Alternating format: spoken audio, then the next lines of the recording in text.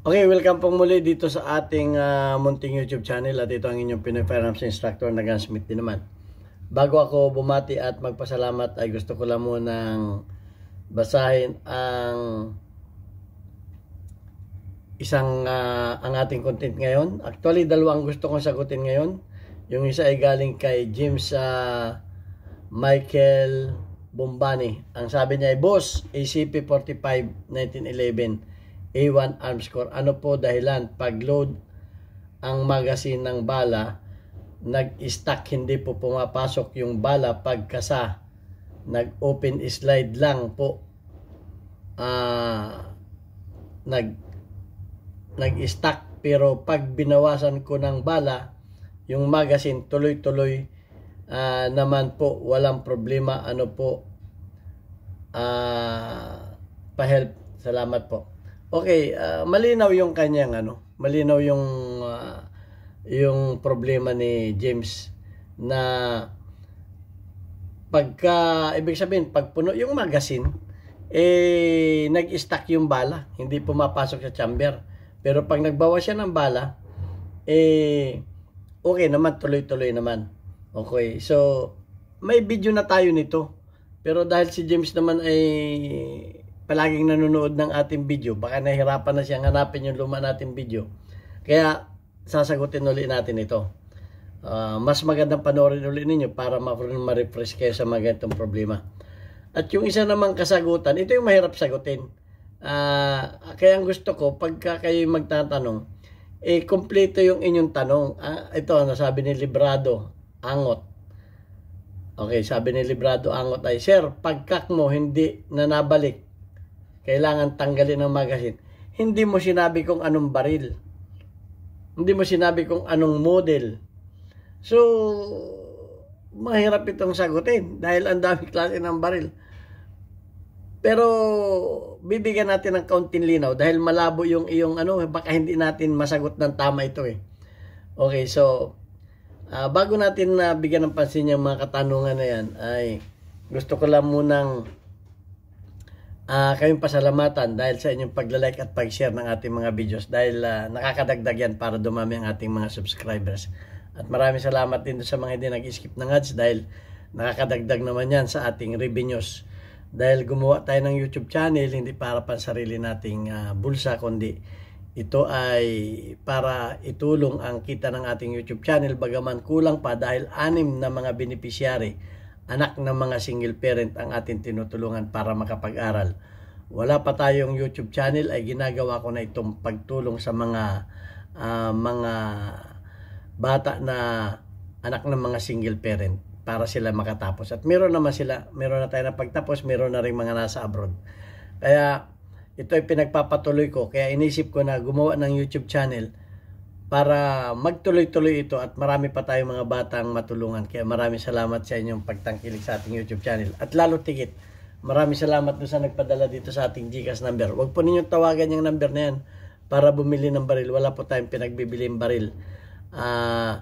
Mag-message lamang kayo dyan kung may paabot kayong tulong sa ating mga beneficiary para kayo ma-recognize.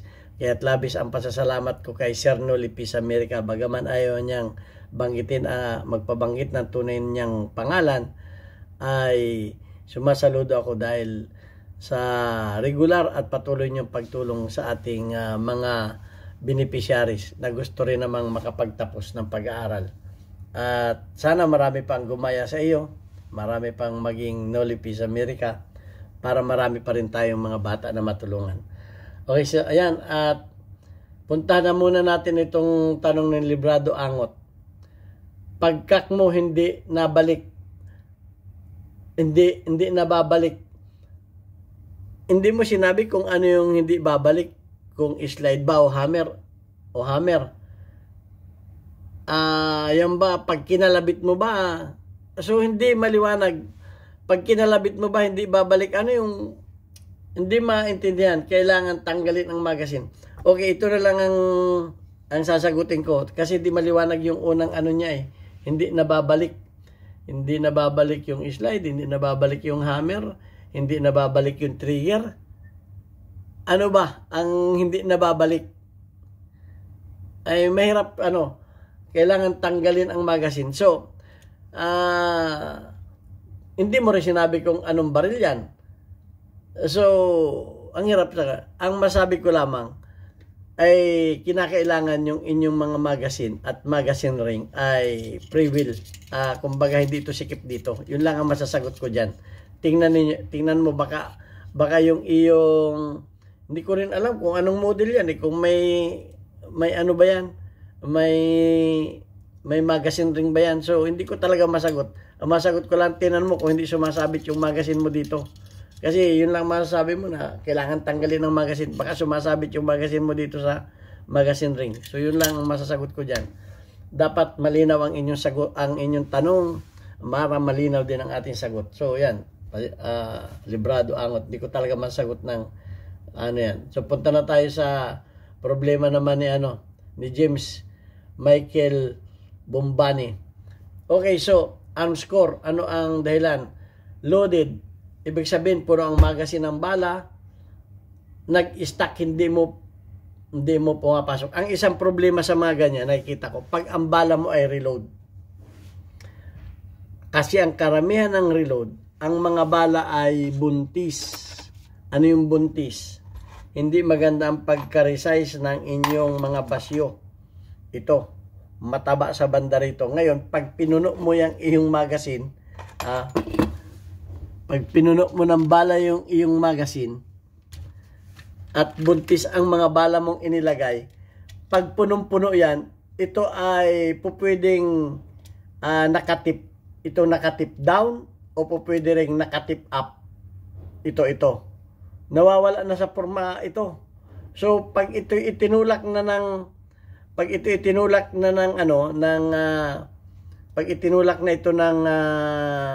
slide, yung iba ay nakatip down. Ibig sabihin, ito ay tumatama na sa kanyang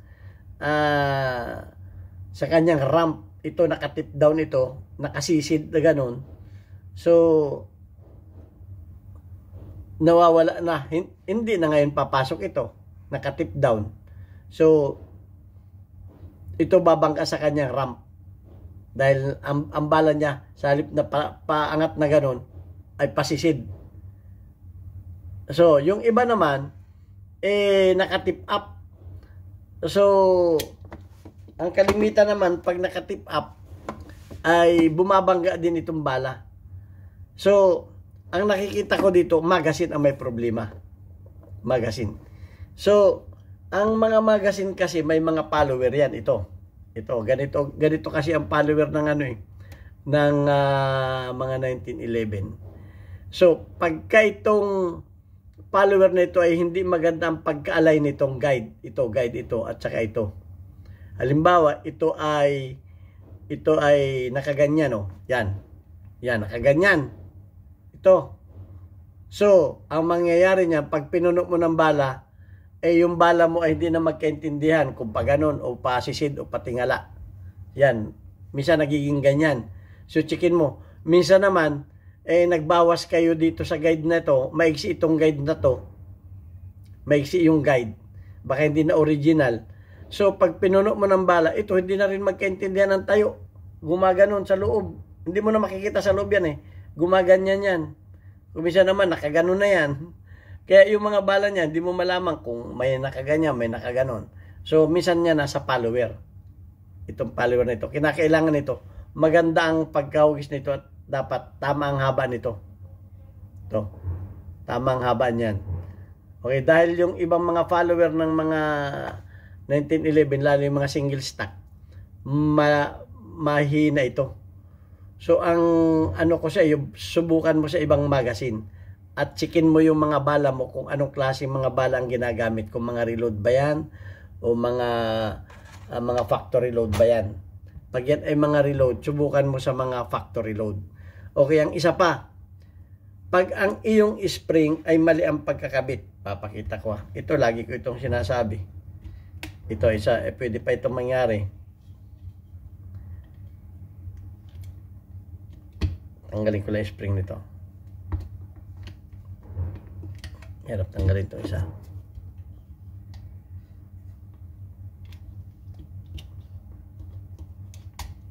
Okay. Hanap tayo ng magandang magazine. Saglit lang.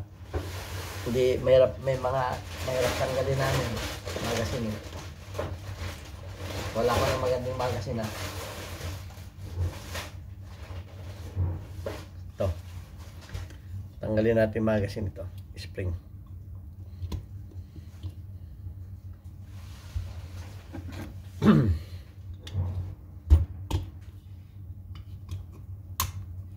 Ito. Pag yung mga spring ninyo ay mali at madumi, kaya mukha nito, madumi, lilinisin din ninyo. Kasi pag madumi yan, yung inyong mga follower nag-i-stack. Ayan o, nag-i-stack. Kailangan lilinisin din ninyo loob niyan. Yan, o kamukha nito. Parang tambutso na. Hindi na nalinis. Kinakailangan, ito makikita ninyo itong spring na to, o yan o. Yung dulo ng spring, kinakailangan ito sa bandang unahan. Kung bandang unahan ito. Para ang posisyon ng kanyang follower ay medyo nakatingala. Yan o. Wag yung, pag ito kasi ay nakaganyan, kita ninyo, ang inyong, kung ito ang unahan, nakatungo. Nakatungo yan. Kinakailangan, itong dulo ng spring nito nasa bandang unahan. Okay? At dapat malinis. Okay, ang isa pa, bakit pag punong-puno, yan ay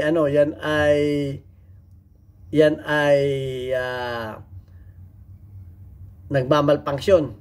Baka naman yung spring mo ay may mga spring na sobrang titigas. May mga spring na sobrang titigas. Baka naman yan ay pag puno yung spring mo ay talagang halos kumawala na. Pwede kang magbawas dito sa bottom, dito sa wag kang magbabawas dito sa taas, sa baba. Pero ang pagbabawas mo diyan ay wag agad yung isa-isa muna. Bawas ka muna ng isa.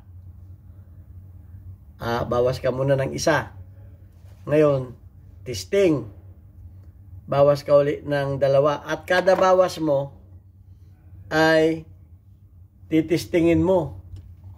Titestingin mo ng ganun. Baka naman, yan. Baka naman yung bawas mo ay sobrang hindi na lumalaban. Titingnan mo, pag binawasan mo ay nang walang bala ay ayos pa ba? Lumalaban pa bang ganun? Baka naman yan ay pag binawasan mo ay wala na, nakalubog ng ganun. So, titingnan mo rin. Baka sobrang mahaba yung spring. Meron talagang mga ganyan na sobrang malakas ang spring. So, yun lang ang masasabi ko sa'yo dahil kaya ko nasabi yan, bakit pagka nagbawas ka ng bala, ibig sabihin maganda ang tensyon ng spring mo. Dahil nagbawas ka ng bala. Pero pag punong-puno na yan, baka naman yung spring mo ay sobrang lakas ng sumipa. Kaya naman yung bala na unang bala hindi magkaintindihan kung saan papasok. Baka ganun. Meron nga dyan na nagdo-double feed. Dahil sa lakas ng spring, ay pag ikaw ay nag-load ng ay sumasama pati yung padalawang bala. So, nagdo-double feed. Baka ganun din ang nangyayari dyan. Kaya ngayon ay nagdadalawa-dalawa yan. Yung isa ay gusto na rin sumabay dahil sa lakas ng spring. Baka ganun ang pangyayari. Pwede kang magbawas. Pero ang pagbabawas dyan ay hindi biglaan. Paisa-isa muna at tingnan mo yung magazine mo kung sobrang tension ba pag walang bala. Kinakailangan din kasi yan na medyo banaya din yung spring. Kasi pag punong-puno na yan, ang spring mo yan ay sobrang lakas ng tumulak. So, ayan ang masasabi ko dito sa iyong problema.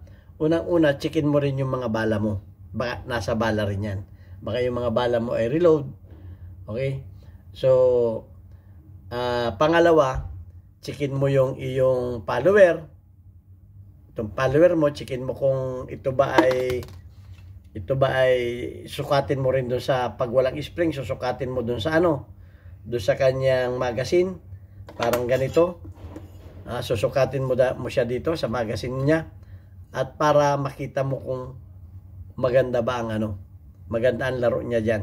Hindi ba siya nagsisisok? Yun. At checkin mo rin ang position ng spring. Yan. At ang last, pag na-check mo ng lahat yan, yung tension ng spring. Okay, ito ang mahirap gumawa pag hindi mo kita yung baril. Lahat ng posibilidad, iisa-isahin mo. Huwag mong gawin lahat isa-isa. Kung ano yung una kong tinuro, yun muna. Pag hindi pa rin, pangalawa, yung sinabi ko sa iyo. Pangatlo, at ang panghuli, yung tigas ng spring. Yung haba ng spring ang pag-ano mo. So, ayan.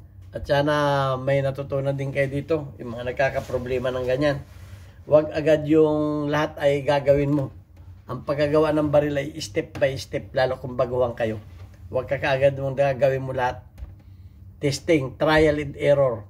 Yan ang Diyan ako natuto sa mga trial and error. Huwag kaagad yung, ito, ay lalo lumaki ang sira. Okay, so ayan. At maraming salamat sa inyong mga tanong. At pagkakaya nating sagutin, ang ko lang, sabihin ninyo ang caliber, sabihin ninyo ang model, sabihin ninyo ang brand, para ang hirap na nga gumawa ng baril, kahit nga hawak mo yung baril hirapan ka pang gumawa. Yung pa kayang sasabihin lang sa iyo na hindi na nabalik. Yun, paano natin magagawa yun? Sabihin ninyo ng maayos, ipaliwanag ninyo ng maayos para tumama yung ating sagot. At kung hindi kayo nalilinawan, pwede kayo mag-follow up question. Okay, so yan. At maraming salamat sa inyo at patuloy ninyo tinatangkilik ang ating YouTube channel. Okay, babasahin lang natin yung ating mga community spotlight. Shout out kay Gimboy, meron kang 75 engagement. Shout out kay Pinoy Airguns, meron kang 2 engagement. Shout out kay Pinoy Firearms Custodian, meron kang 86 engagement. Shout out kay Hil Gonzales, meron kang 1 engagement. Shout out kay Jerry Francisco, meron kang 44 engagement. Okay, shout out sa mga kababayan ko sa Pinamalayan Oriental Mindoro. Bisitahin ninyo ang aming bagong Papa Burger dyan. Matatagpuan ninyo doon sa dati kong machine shop. Mura lang ang burger dyan. Buy one, take one sa halagang 40 pesos. Okay, God bless sa ating lahat. Magtanong lang kayo. Pipilitin nating masagot yan sa abot ng ating maliit na kalaman. God bless.